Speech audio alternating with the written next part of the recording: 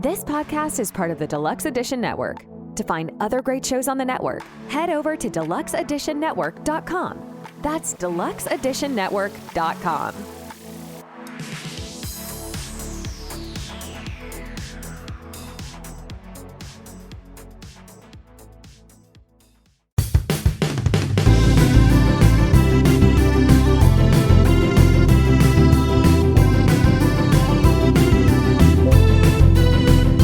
If your friends are nerdy and you are nerdy too, I want to talk to you. Friends talking nerdy.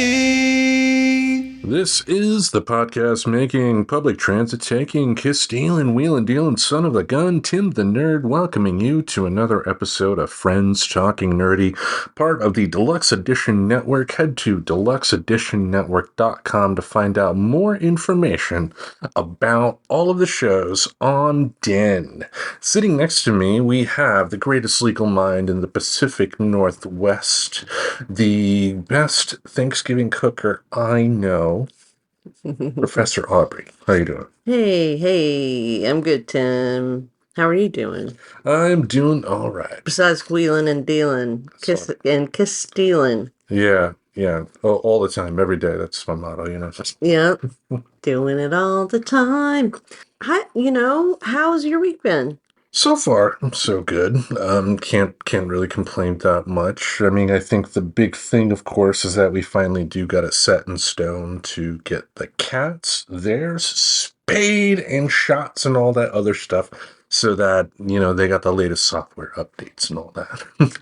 Yeah, that's about 3 weeks away. We certainly have been waiting. And what we ended up having to do to get it at an affordable price and actually to access it at all, because I looked for a vet, I think I probably talked about this, but looked for a vet for quite a while and couldn't find any that were taking new patients or that called me back at all.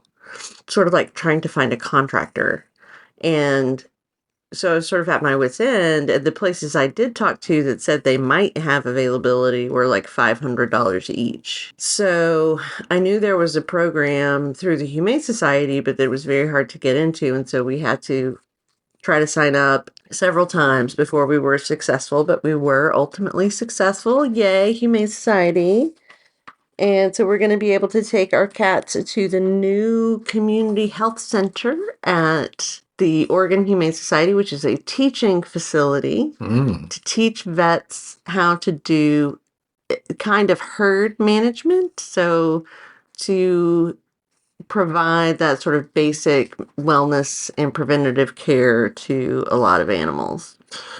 I am definitely looking forward to that. I think she doesn't even realize it, but Mimsy will look forward to that as well, because she will not have to go through the symptoms of being in heat again. But, I think one thing I'm learning about myself too, and, we've talked about this while we're not recording, is how much they're teaching me. And I think with what I'm liking results wise is, and I have you partly to thank for this too, is just changing my mindset with them in terms of when it's time to tell them not to do something and when I should just suck it up, buddy, because they're cats. So how have I influenced that? Well, I mean, like you mentioned it, like, when the cats first got here, like you noticed that I would, like, oh my God, don't do that. Oh my God, don't do that. Just helicoptering. Mm-hmm. And, that made me a little more mindful of it. And, thinking about that got me thinking about, them, they're cats, like with a kid, there is some point with a kid that, even with the young ones, that you can kind of, talk to them and say, this is why I don't want you doing this. And most kids are going to be cool, but you're never going to get that with a cat because they're just cats. And you can't communicate with a cat. Like, I wouldn't say they're just cats. I mean, they're just as valid as us. Well, of course. Yeah. But you get my point. We can't communicate with them effectively. To say this is why, like, I'm trying to help you, or I'm trying to prevent something bad from happening to you, or I'm trying to preserve my television, or whatever it is that you're trying to do. Well, what I've done and what I think has, shown some great results is reward them for listening. What do I mean by that? You mentioned the TV. Mimsy, we've talked about this on the show before. She loves jumping up in front of the TV and then looking over at us like, what? I'm just sitting here all pretty and stuff. What? Pay attention to me. Yeah, and it took a while on my part not to just immediately jump and go get down, or something like that. And now my mindset with her is if there's not something I'm doing immediate on the TV, like watching TV or playing a video game, or if she's not getting into any trouble, there are a couple times where I've seen her try to walk behind the TV. At that point, it's no. But when I say no or get down from there and they get down, what I try to make it a point to do is go to her immediately, or to Annie if I have to do the same thing, and pat them and be like, thank you for listening. They don't understand the words that are coming out of my mouth, but I want them to associate me saying no with them thinking, he just doesn't want me doing this now. Right. And I think that seems to be working. Yeah. Because especially with Mimsy, she's not the extrovert Annie is. And I think Mimsy, she wants to please. And I've noticed in the past that, if I've had to tell her no about something, that she's a small cat. I'm 6'5", and, hearing me with a loud voice, I think I scared her a couple times. And I think, me kind of changing course and doing what I just said I was doing, kind of praising them for listening has worked. And I think it's shown a lot of results with her, especially. Yeah, I think so. I mean, I think she ultimately, what she wants is attention and approval. So I think she's very motivated by that sort of emotional side. And I think Annie is too, really. Like, as opposed to just being food seeking, they more respond to attention. Oh, like the past couple of days, when we are both in the office, and then all of a sudden I'll, hear as you said, the most pathetic meow in the world right next to me. And it's Annie rubbing against my legs, and then she'll hop in the windowsill, hop on, next to the computer or next to your computer and walk around. And when she's doing that, it's like, let's play, mister, because I get her feather toy or her string toy and, do kitty fishing. And, then after 10 minutes, she leaves me alone. Yeah. She's just really good at asserting herself. Not even asserting herself. That's her way of saying it, can I spend some time with you? Yeah. And if you have the ability to do so with an animal in your life, you should. Even if it's just for a couple of minutes, even if it's, just, like picking them up, sitting them in your lap for 30 seconds and petting them, telling them you love them, and then putting them down, that's something. And that's responding to them. That's a way to communicate with an animal, I think, Yeah, totally. Yep. But we love our cats here, and when we get them spayed and get the other things, the vaccines and stuff injected into them, we'll give you an update, of course, because that will be an interesting week. Yeah, so we're gonna have to get the old apartment out that Sherman used to stay in on his many misadventures and/or surgeries. I hope, but knowing our cats, they will. Like, you mentioned Sherman having to live in that, and the one time I saw that happen, he was out of there in about 20 minutes because you couldn't stand him looking so sad. I'm telling you, he had me wrapped around his little paw. Oh, and his pictures around that time too were so funny because funny in this way, folks, not funny because haha he's suffering, but funny when he would be there with Phil. Because Phil took it upon himself when when Sherman had the cone on to be there next to him all the time, and when he was lying down, he would lick Sherman's fur that Sherman couldn't get to, and just lie down next to him and be a good buddy. Oh, so sweet! They were so sweet. They were two special creatures in our lives that I'm glad they had each other too, because you never know with cats. Dogs are generally, for the most part, gonna pal Be around. okay, at least. Yeah, but cats, And that's the only other fellow cat, like roommate, that Sherman had that he ever liked, that he ever cuddled with or licked. Like he never licked Miss Kitty and he never licked Tilly. He and Tilly would wrestle, but they would never like snuggle up together. oh yeah, and Phil and Sherman did it within 3 days. Yeah. Within 3 days, and we've used some of their photos too for like promotion for the show, like when they had their paws around each other and just lying there. They had a super bromance. Yeah, but it's like kind of like grumpy old men in a way, but it's beautiful that two elderly cats got to have the time of their lives on the last part of their journey. Yeah. Well, this time of year, as you folks hear this, it will be December, but we're recording this before Thanksgiving here. It now is holiday movie time, and the movies are still, in a way, recovering from the pandemic. And I think we're seeing some interesting things out there in terms of what shakeups we might be seeing, because people tend to get stuck in the moment when it comes to pop culture and think like this is going to last forever, and then 6 months later nobody is talking about it ever again. And everything comes in waves, just like most every movie back in the early part of cinema was a western, and now we don't get many westerns. Superhero fatigue could be a thing, but we wanted to talk about a couple of movie experiences, not that one that we didn't necessarily go to, but have commented about enough on the show with the company that made it that, we can, have a conversation about it. But first and foremost, Martin Scorsese has a new film out. He is a master of cinema. And he's one of those guys that if you get a chance to see his work, whether big screen or small, you take time out of your day to do so. Tell us about Killers of the Flower Moon.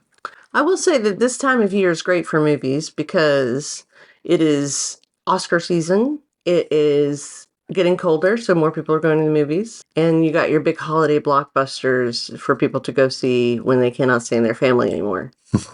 So we're sort of on the precipice of that. And I saw Scorsese's new film, Killers of the Flower Moon. Let me guess. Leonardo DiCaprio's in it. Absolutely. Yeah. Scorsese, he's unlike Lucas. Scorsese has no problem using the same actors over and over and over again, because a lot of times when it comes to the behind the scenes stuff, like Scorsese has a crew he assembles, and same with his actors. So go ahead. Leo was really good in it, I thought. The story is about the tribe that struck oil and the consequences of that, and how White people stole it. white people abused them. They got some power, and it really has its parallels, I think, with casinos currently, because tribes are making a lot of money off of casinos. And interesting that Scorsese is behind that, because he has a history of, looking at the Italian side of casinos with stuff like Goodfellas and especially Casino. Right. Yeah, I mean, this wasn't about that. But same type of feeling you're trying to say? Same type of feeling that, like, when the downtrodden, who've had everything stolen from them, including their personhood, get rich, and are able to have all the things that we have, and are not destitute and living in poverty and having medical problems and sort of all the things that come with that reservation or concentration camp sort of life. And so this tribe was sort of having that experience, and like I said, it's about the consequences of that. So it's really good, and I was afraid because it is long, but it was really riveting. It was really beautiful. It was beautifully filmed. The sets were beautiful. The costumes were great. Everything about it was just really high quality. Produced by Apple, if I'm not mistaken. Right? Produced by Apple, exactly. Yeah, because there's a shorter wait time between a movie's run in theaters and compared to when it's going to be on streaming. A lot of companies like Apple are now getting into the movie making business, so they have content for their apps. right? And exclusive content. Yeah, which is interesting because who really, and John Oliver, of course, talked about this on one of his recent episodes as we record this, but who watches Apple TV Plus? Apart from maybe, I mean, I know people liked Ted Lasso, but, just because that was a big thing on social media at the time, I don't think Ted Lasso was like rivaling the last episode of MASH or anything. Or even the last episode of Game of Thrones. Or the last episode of Friends Talking Nerdy. I don't know. That's right. We'll see when we come to the end of the line. But We'll fly away in a helicopter, just like on MASH. something like that, yeah, and I'll be weeping. Anyway, it is, on the one hand, it's good that people like Scorsese still have a chance to, make movies like this, even if it's with shady companies like Apple. I say this from experience, folks. Because it is important that we do have stories like this told on the big screen. As someone who is an unabashed fan of wild and wacky genre movies, I still very much appreciate the fact that, movies that are important, movies that tell a story, movies that can touch your heart are also important as well, in theaters. And it's, even though it's coming from Martin Scorsese and not from a lesser known person, at least the story's out. Yeah. I mean, I think it's an important movie. I think people should see it. Yeah, and Scorsese is like one of those artists too that, he's reached that age to where if you're a fan of his, you support everything he does, because you don't know when you're going to wake up one day and then, go to the news choice of your news site of your choice to find out that, he's no longer with us or something like that. Yeah. I mean, he's pretty old. He is. I mean, making movies since the 60s. I didn't realize this until later. He was the editor on Woodstock. Really? He's the one who came up with the split screen, situation that made that film so famous. So, and of course he was tight with all the other 70 brat directors as well, like your George Lucas, Spielberg's, Brian De Palma's, people like that. But and also too, the TV show Alice. Mm-hmm. That's based off of one of his early movies. Alice Doesn't Live Here Anymore. Really? Yeah. That was a great show. In fact, Vic Tayback, who played Mel on the show, played Mel in the movie. That's the only character that... I would love to see that movie. Yeah, it's one of his earlier ones. I don't know where it's streaming, but I'm sure it's probably somewhere. Anyway, you want to talk about a movie bomb now? Yeah. Yeah, The Marvels. Story about Captain Marvel. I forget, don't know what they named her in this movie, but Monica Rambeau, who was the original female Captain Marvel in the comics, at least, was in there. And then we had one of my favorite comic characters from the past 20-30 years, Miss Marvel, in the movie. And for Marvel standards, it didn't do well. Mm-hmm. And it's looking like that this may be one of the first Marvel movies that doesn't necessarily make its money back. Because when it debuted and then the week after, they saw a 78% drop in attendance, which between week 1 and week 2 for any movie, even something, unless it's something special like a Titanic or Avengers Endgame or something like that, it's usually... you get my point. The first week is going to be the week where most everybody goes out, and then audience size will dwindle as the weeks go on. Right. And if you see a 78% drop, that's telling you that, you're not going to get the repeat business. You're not going to get $1 billion movie, or anything like that. And when it comes to the Marvels, I haven't seen it, so I can't comment on, the quality of the film, because there are plenty of films that have bombed at the box office that are still good films, right? Yeah. Like financial success for any sort of art doesn't equate quality. But I think this does kind of speak to kind of the extreme oversaturation Marvel has given the world since WandaVision on after Avengers Endgame. Because if you listen to the early days of the show when we talked about Marvel stuff, it was always an event. Now It was exciting. it was exciting, even for movies like that, but now it's just Thursday that a new Marvel thing is out, if you get my point, because Yeah, and all the stuff on Disney Plus. that's the thing right there, because what happened is this: you had Bob Iger, who's the current CEO, but this is his second run as CEO. Right. He's the one that initially had Disney buy Marvel, and through political machinations, what ended up happening is Kevin Feige, the head of Marvel Studios, ended up his only direct superior with Bob Iger in his first run was Kevin Feige would talk to Bob Iger, and that's it. Then they had a guy named Bob Chapek become CEO of Disney after Bob Iger initially left, and then Chapek decided to change that up. Kevin Feige had to talk to a couple of other people, and those people started making him, go all in on the Disney Plus, which I don't mind the TV shows at all, but I think the big problem is what they did on Disney Plus. Oversaturation. So much. There's so much. I mean, with the Star Wars stuff, with the Marvel stuff, it's just really watering down the impact of those stories. Yeah, it's not an event, and with what we've become accustomed to as Marvel fans for the types of stories that they tell, there is no way to really get a firm grip on where things are compared. I mean, this is the start of a new phase. Like Marvel had phase 1 and phase 2 and phase 3 for their original movies up until Endgame, and it told for the most part a general story throughout, but each film was still a good self-contained piece. And I think I think Marvel also felt guilty to trying to make everything seem like it was part of some big grand thing. And again, even someone like me was just overwhelmed. And, I quickly lost interest during the TV era.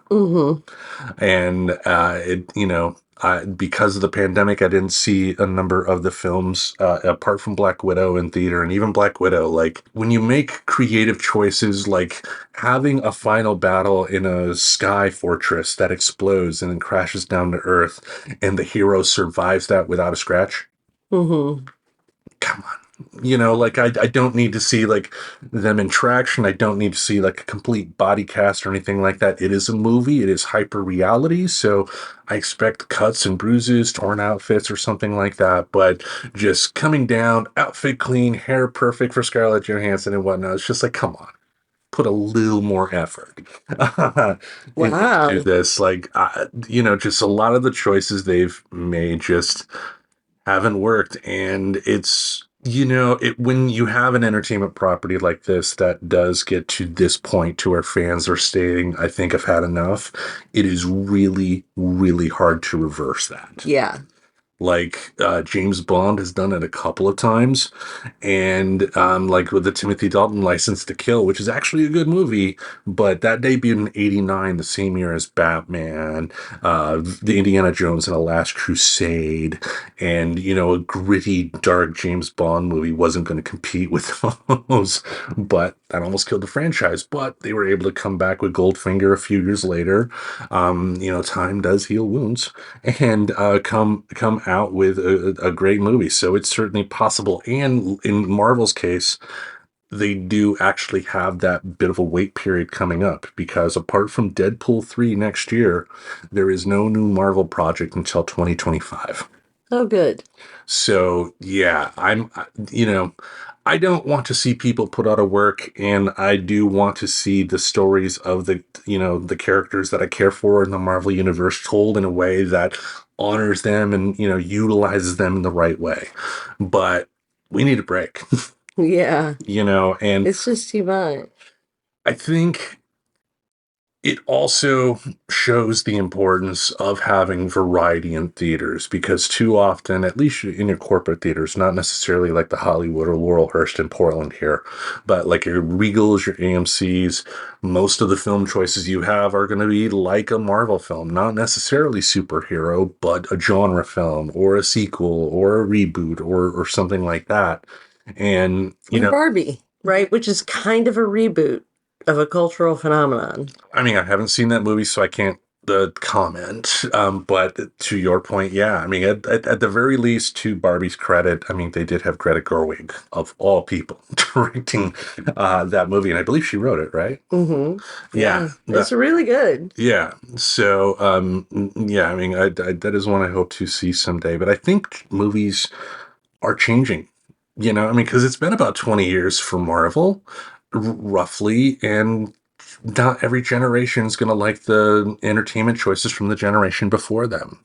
Things evolve, tastes change.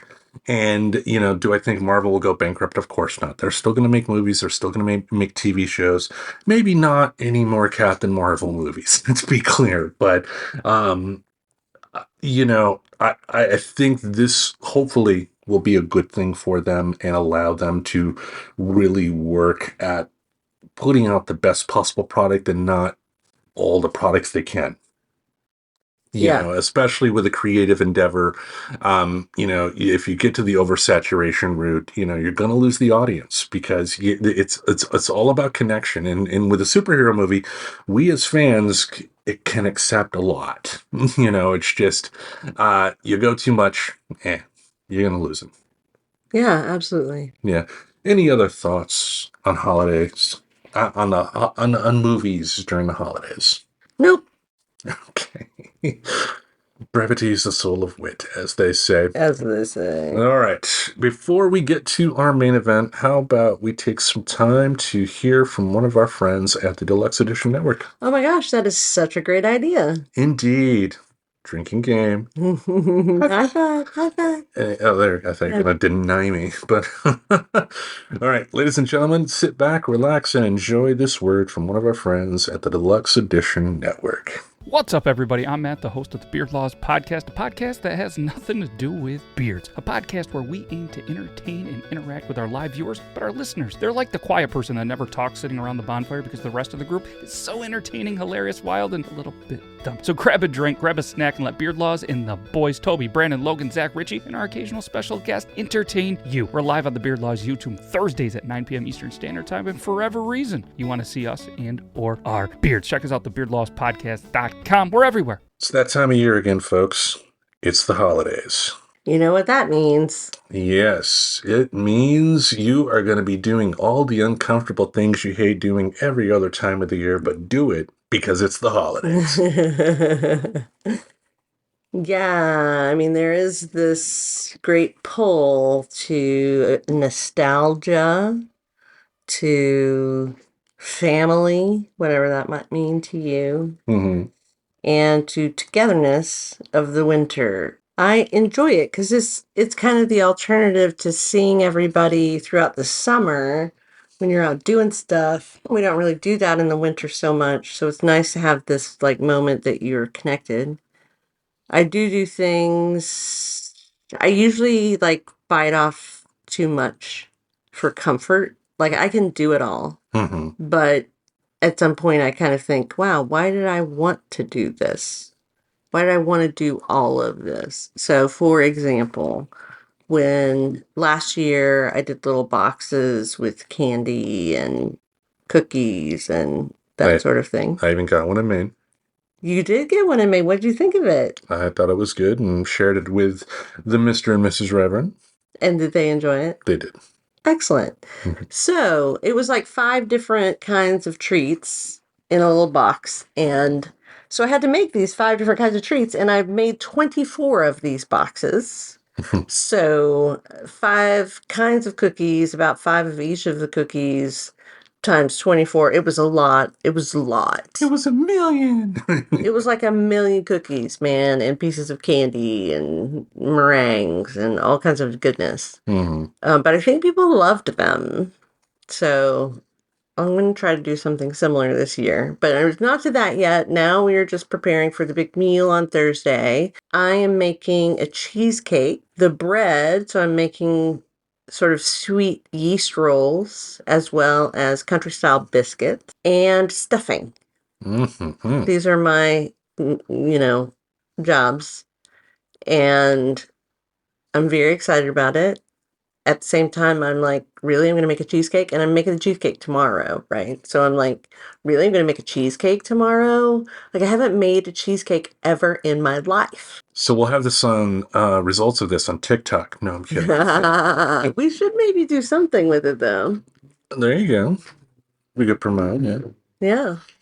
Cooking with the Professor. We did a cake competition once. We did, we've done some food stuff in the past. Back in the early days of the show, yeah, I think we would do it a lot differently than we did with that one, but it was still fun. Yeah. Yeah. Just a little too long. A lot of the earlier episodes, I think you could say, were a little too long. A little too long. That's the beautiful thing about evolution, folks. Like I said, we here at Friends Talking Nerdy put our best in for each and every episode, and each episode we put out is the best one we can put out at the time we put out. But the older your show gets, the more you will look back on your earlier days and be like, we could have done so much better. Mm-hmm. Fight that as much as you can.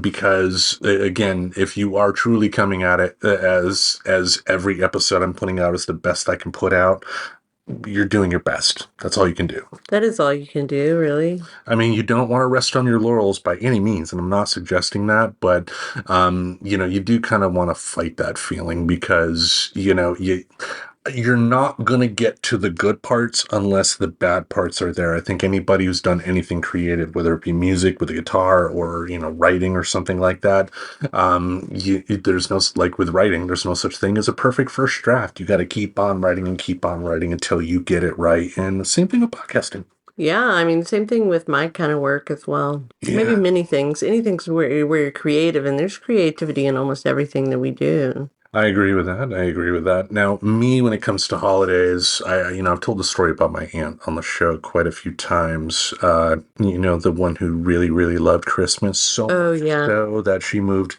to a town in the Upper Peninsula of Michigan called Christmas, Michigan, and bought a store called Santa's Workshop with a 20-foot Santa or 50-foot Santa out front. As a Santaland. Yeah, I mean, they have people from all over the world sending letters there just to be post stamped that was, Christmas, Michigan. Sent from Santa's Workshop. Oh. Santa's Workshop stamp. Yeah. Thinking back when I was a kid, like the really the big times that we did holiday stuff was when we went with my dad to generally my Aunt Sharon's place for family reunions on Thanksgiving and Christmas. Mm-hmm. And at the time, I guess it was fun because I was a little more extroverted when I was a kid, not realizing that people thought I was still annoying anyway. But but thinking back now, just these are people that would get together twice a year, and they love each other. Family does, and I do love my family. Blah blah blah. But just that uncomfortable feeling of having to pretend you have this in-depth, deep relationship with somebody who is related to you, but you only see twice a year. And I don't see living in the same town. Not necessarily. Some did. Some of my family did, but like my Uncle Brian, for instance, him and his wife live in Pontiac, Michigan, the other side of the state. Right, but that's like close enough to drive and visit. Like that's not like my family and me are 3,000 miles apart. Yeah. I mean, hence, why they only showed up twice a year. But I just didn't like that idea of forced connection. Like I'm more of a found family type person. Like I don't have a big list of people in my life, but the ones that are in my life, I cherish deeply. And I just something about that family reunion type atmosphere just repelled me, growing up. In fact, my grandmother, who's recently celebrated her 99th birthday, Wowza. yeah, ended up showing you some pictures of my family there, and you can kind of see it in their faces too. That whole I'm smiling because I want to look like I'm having a good time, but I'm in an old folks' home celebrating a birthday with people dying in front of me. And my grandma too of course, had a beer can in one of Oh the my photos. God. That is ridiculous. Yeah, yeah. So that's my family songs. Da-da-da-da-da. Um, so I've not really been one to really like the holidays. I've had good stories about the holidays, like I mentioned with my mother, and everything with the turkey, Mm-hmm. for instance. But Mm-hmm. like when I was an adult and ran into my ex-wife, who used to be a Jehovah's Witness or whatever, I don't know. Anyway, with her, we just I just never really ever celebrated the holidays apart from when I was a kid. So they've never been important to me Mm-hmm. in terms of I got to experience this. So going with that mindset, I guess I'm lucky in some ways that I don't have to deal with the list that we're going to go through here with today's main event. From our article, from an article from our friends at Psychology Today called Six Manipulative Behaviors to Watch For at Holiday Gatherings. Oh, yes. Oh, yes. So, Yeah, this kind of coincides too with a wonderful meme and video the Reverend Tracy created. This time of year last year, and I think for the past couple of years around this time of year, we've tried to bring up topics about mental health during the holidays because the study showed this is one of the most stressful times of the year. And I think part of it is because you do have people that don't normally hang out every day in each other's lives coming together and feeling they have to interact. But then Uncle Frank says something political, and next thing you know, there's a fist fight. mm-hmm. Exactly. I was lucky enough growing up that all of my family kind of was of the same political persuasion. Hmm. So I never had to deal with that. I don't care. For me, I hate the fact that we got into this situation today with politics that people feel comfortable talking about their political opinions all the time. I don't get that. I can only think of myself in my shoes when it comes to politics, and like it's like recently on my Facebook memories, it's about 12 years ago, I had a website where I did write about my political opinions, and I'm going back like, why did I think this was good?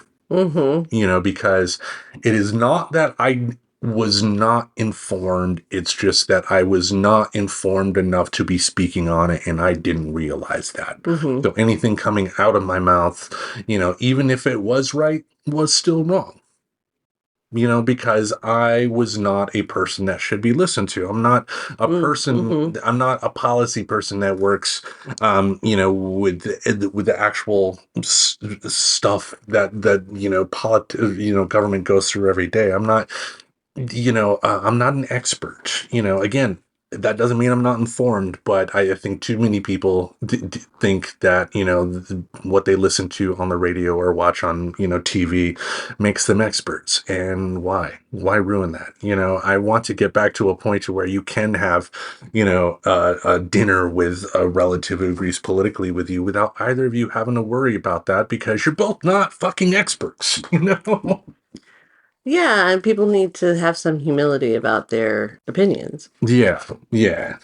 Well, anyway, like I mentioned, we got a list here. We're going to go through the six manipulative behaviors to watch for at holiday gatherings.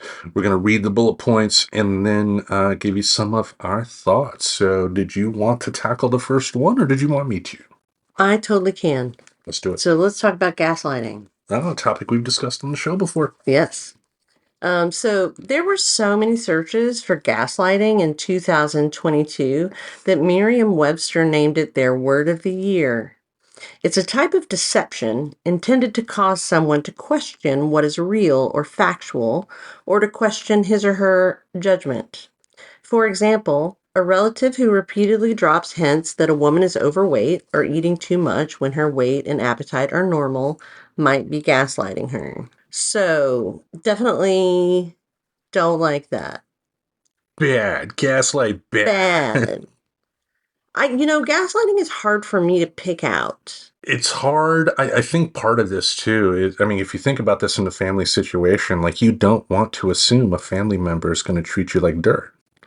You want because like if you have some and this, the example they brought up is admittedly going to be, something women probably experience more than guys do, but there are overweight guys too that are just overweight. They're perfectly healthy, just have a few extra pounds and still have people, talking to them about this. And, the people that are stating, should you be eating that much, in their hearts, they think they're doing something nice, but they're not. They're not. They're being assholes in this particular case. And when you do have people that, are trying to like make you question whether something is good or not, like a one moment where my ex-wife gaslit me when I told her, I was like, I want to start a blog to where I review a comic book a day. And she goes, I don't think that would be a good idea in this town.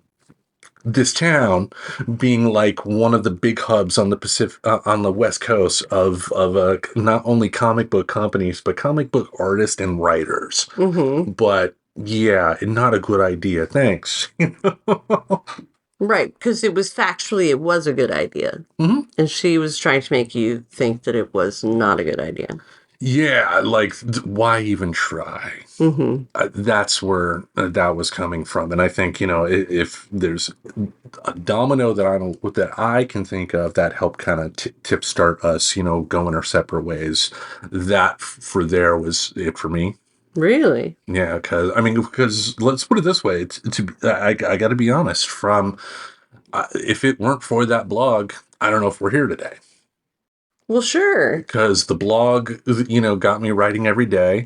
And then that got me noticed by a couple of websites that, had me write for them for some time. And, one of them being Latino Review Media, a site that would routinely get, like a million hits a month.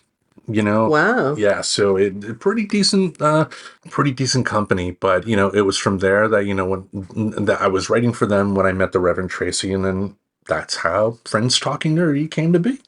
Nice. Yeah, so that's such a cool story. Yeah, and all because I ignored being gaslit.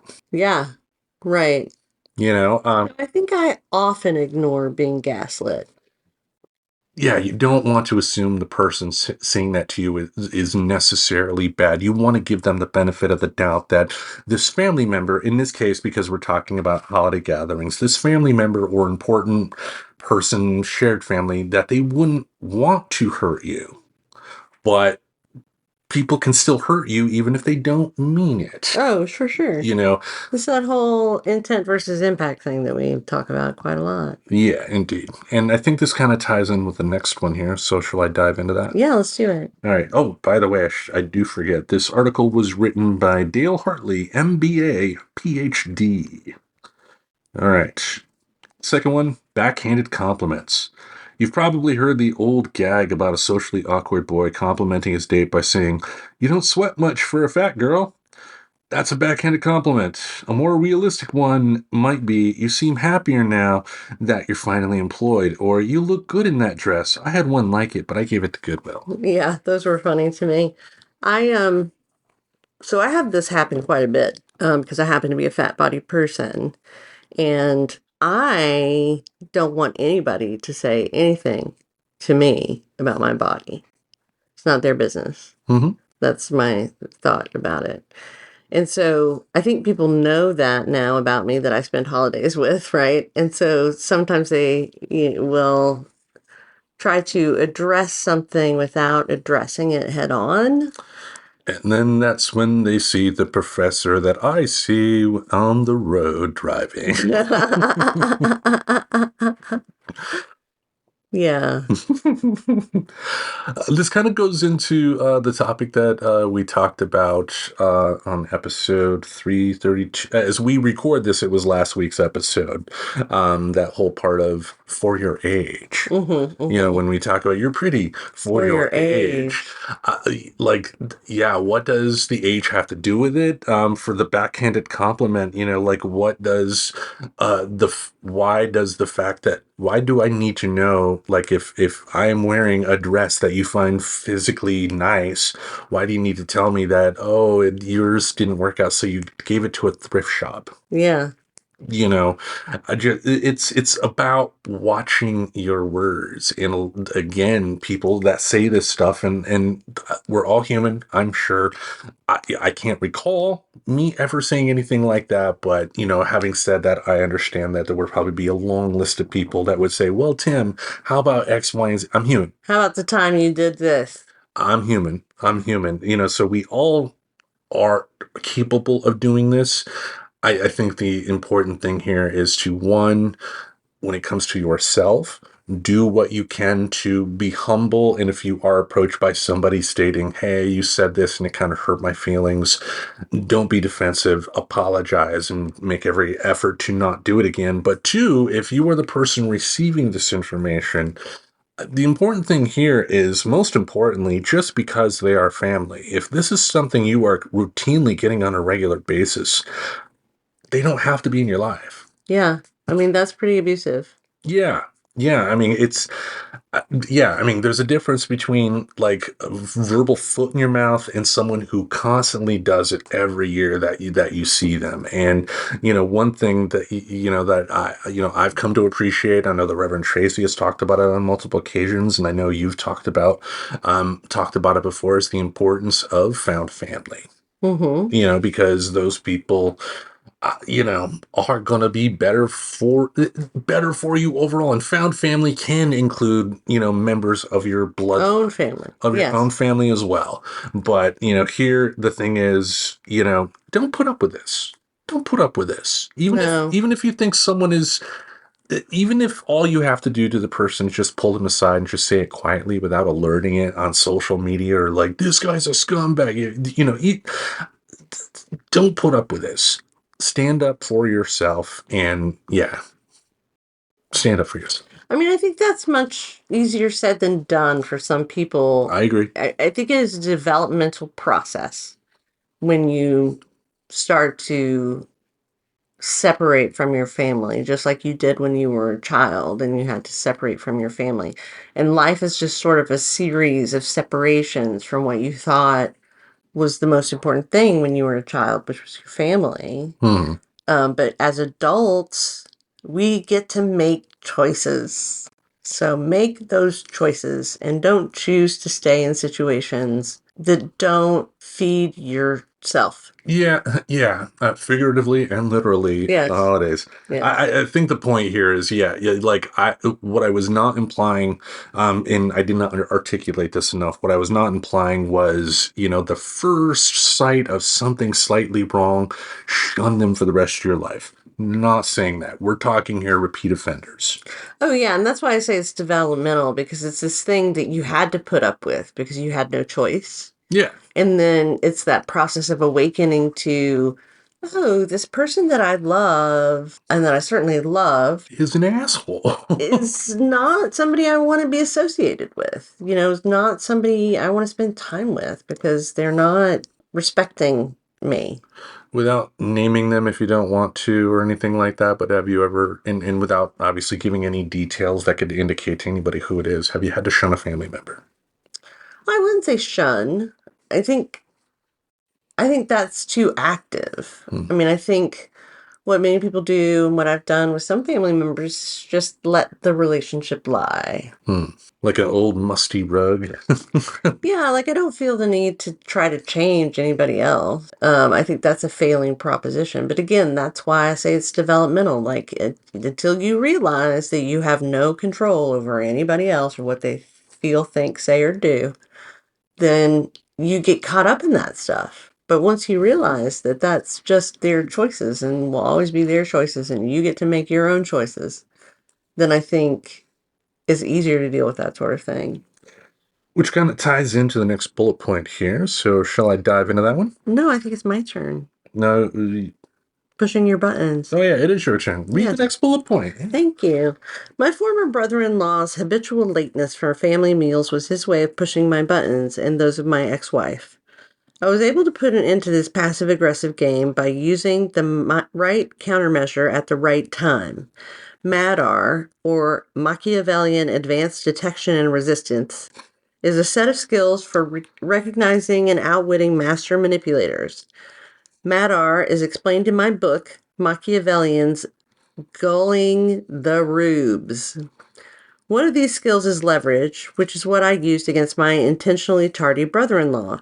Matching the right tactic to each situation is essential to the effective use of MADR. Okay, this kind of... I don't think it was the best example, because if this brother-in-law was only there for like Thanksgiving, but he showed up like an hour or two late or something like that, unless he was the one bringing the turkey, I don't see how this example like he didn't give us enough information to state exactly what this ex-brother-in-law was doing apart from being late. Yeah, I mean, I had a spouse for a while, and that spouse, they would get insulted if people started eating before they got there, but then they were always late. And I never understood that. I'm always like, no, go ahead, do whatever you need to do. If I'm not there, that's my fault. Yeah, I mean, at a family gathering, that would be utterly ridiculous, or a social gathering of any sort, making sure the party doesn't start until you're there. Right. Essentially is what's happening there. Like, yeah, that is ridiculous. And that's pushing buttons too, because that's, I think as it was explained in here, they're using their leverage of their time to, take it away in order for what, I don't know, but, you'd have to really examine what was being gained by the person being late. But I think in, the example you brought up, I think it was person wanted to be a center of attention. Exactly. Yeah. Mm-hmm. Well, it happens. People's got to be people's. Yeah. People's is people's. Yeah. Usually, the first go round in marriage is usually not the best one. I don't know that any go round in marriage would be the best one for me, is what I realized in my first marriage. Yeah. I mean, the only reason to get married would be if it benefited you and the partner you have in your life in some way, shape, or form. Sure. I mean, and that's why I got married the first time, was that, like, it just made so much sense from the perspective of a couple living together and sharing expenses and being able to cover the health insurance, for example, all of those things. Cool. All right. Shall I go on with the next one? That is actually my turn. Yes. All right. Boundary blindness. Some boundaries are legally enforceable. For example, if I hit you, I can be charged with a crime. What? That's what happened. No, anyway. But that's why I was in jail. Yeah, shit. But most of our boundaries aren't legally protected. Someone talking loudly on their phone in a public place, for example, requires that we either endure it, leave the area, or grab a taser. No, or risk a possible confrontation by saying something to the loud talker. What are your options when someone absentmindedly drums his or her fingers on the table during a meeting or keeps whispering in a theater? These inconsiderate individuals are blind to other people's boundaries. You might encounter these kinds of intrusive questions and behaviors during the holidays. So, when are you two going to get married? Wow, that's a nice car. How much did you pay for it? Here, have some more eggnog. No, I insist. Don't be a party pooper. We've all had relatives like that. I mean, it's like peer pressure. It's like invasions of privacy. It's also like my aunt was guilty of this too, and I think that's part of the reason why I don't go to holiday gatherings anymore. Of like, why are you not having the same feelings for the holidays that I do? Right. You should have these feelings. Why aren't you having a good time? You should put this silly hat on. You should do this. You should do that. And you got to be able to respect the fact that, when it comes to a holiday gathering, at least, not everybody is going to want to celebrate in the way that you do. That doesn't mean that they don't appreciate the time together, but people are different. People are wired different. I'm wired pretty damn different. I know that for a fact. And,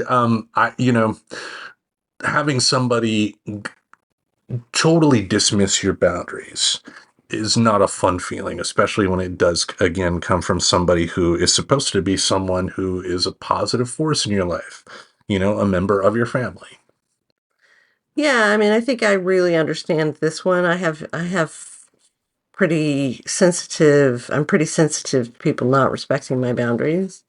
And it happens quite often. And otherwise, nice seeming people will push your boundaries because they think you need that to happen. Like they need to somehow fix you or intervene in your life or, Yeah. give you unreciprocated affection or, anything like that where I have a boundary. I don't like to be touched by people who are not my intimate partners.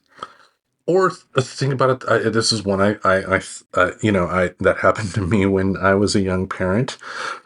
If you have a young kid, you don't need them eating lots of candy after a certain time of day.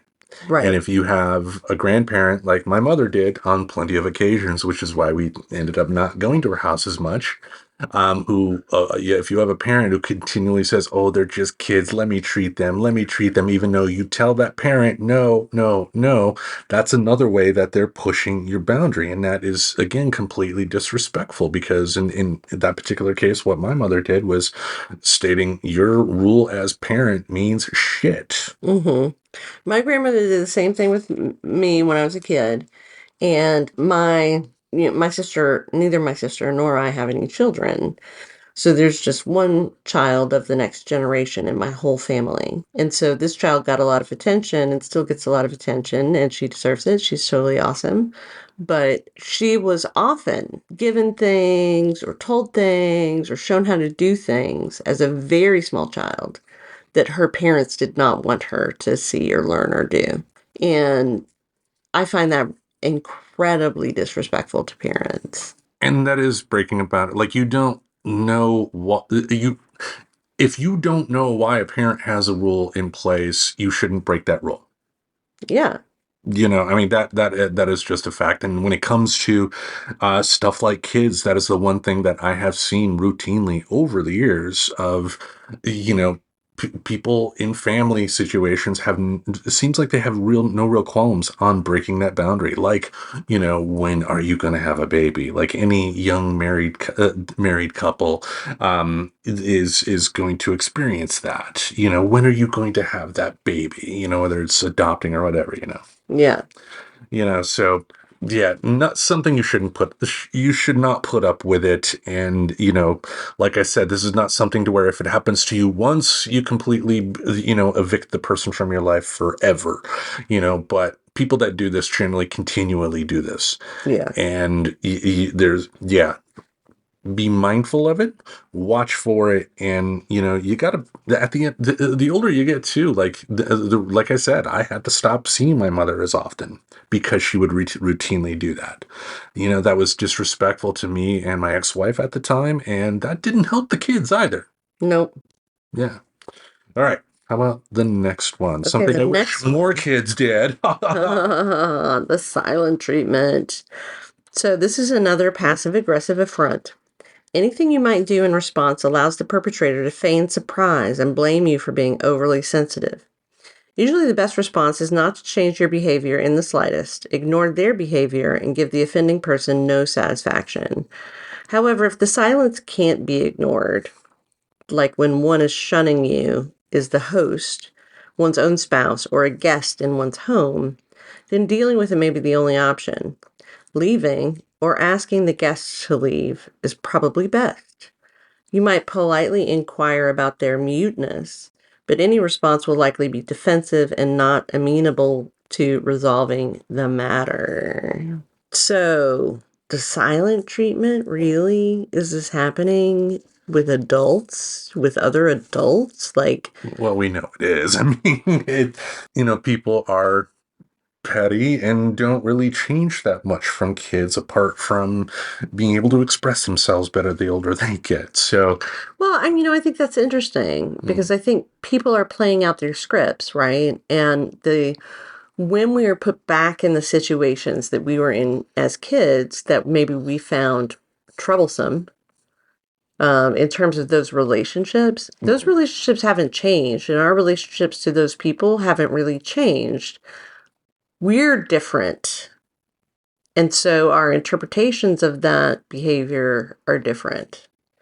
But people are going to continue to do what they do. they are, and when it comes to a family situation, like if it is really that obvious that someone at a family gathering is a problem, whether it is the host and you're the guest or vice versa, why was that situation created? Like Right. Why did you invite that person? yeah, it would honestly be like me throwing a party and then me inviting my dad. I'm not talking to him, but me inviting him would be an insult as well. It's like if you do not have a good relationship with someone in your family, don't invite him to a party. Yeah. But having said that, that comes from a place of privilege, I guess. There are some people that even adults that for whatever reason can't get out of certain obligations or Sure. feel they have to go or whatever. And again, I think this boils down to just know your worth, I guess, and yeah, just know when the right time, know when you encounter that right time to say, maybe I don't need to be around this person. Yeah. Yeah, you don't want to press buttons, and you don't want like something stupid where two people are not talking at a holiday gathering, and then one instant, like like they recommended here at the bottom of why are you not talking, turn into a fist fight. Mm-hmm. Or a yelling match or something like that. Especially like think of how many holiday gatherings have adult beverages involved. Mm-hmm. And things could easily escalate from there. Yeah, if you feel the tension, leave. And if you are the host, just think better about who you invite.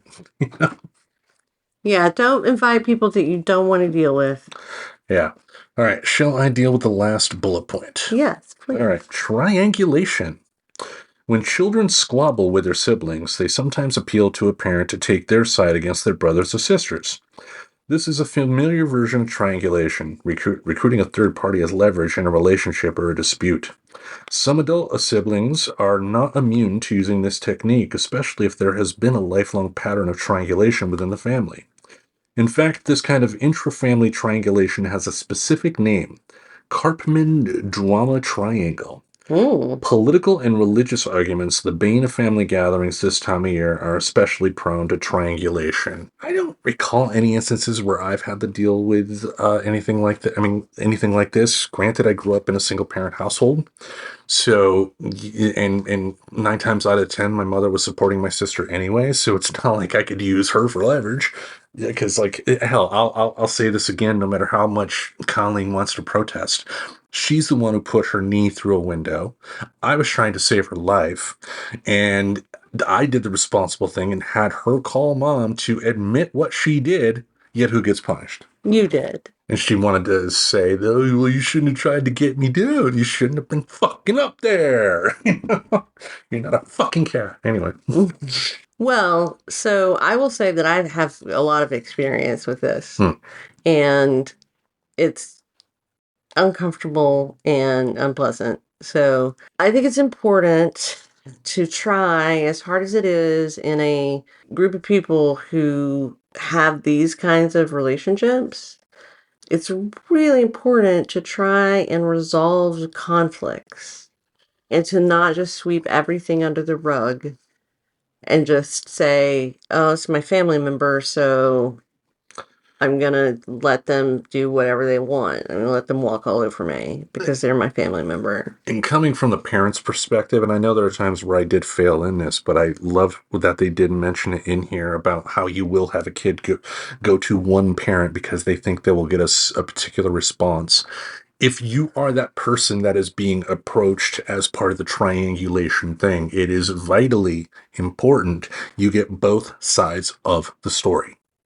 Because what this is referring to is one person, like, and it's common, with kids too. Like, like I saw, little Billy do this, Daddy, you should go punish them. And then the parent will go off the rail, punish the kid, only to find out that little Susie was helping. Mm-hmm. And take, if you are that person being approached, I think, again, I recommend talk to both sides. That will go a long way from preventing triangulation becoming a thing the older people get. If you can nip this in the bud when they're kids, if a kid can know that going to you isn't going to be a get out of jail free card, they're going to be less likely to, try that in their 20s, 30s, 40s and on. Yeah, and I mean, you really had that dynamic with your sister, and yeah, she's still laughing about that. Yeah. I got him in trouble. Overall, though, folks, the key here is this time of year is stressful in a lot of ways for people, especially for families. You got kids, single parent or two parent household, think toys aren't cheap. Holiday food for large gatherings isn't cheap. There's a lot of stress that's going on, and it is important this time of year especially, but every single day of the year, to focus on your mental health. When you do have extreme bits of stress like this that occur in such a short period, though, which is why we're bringing up this topic again, you got to protect yourself as much as you can.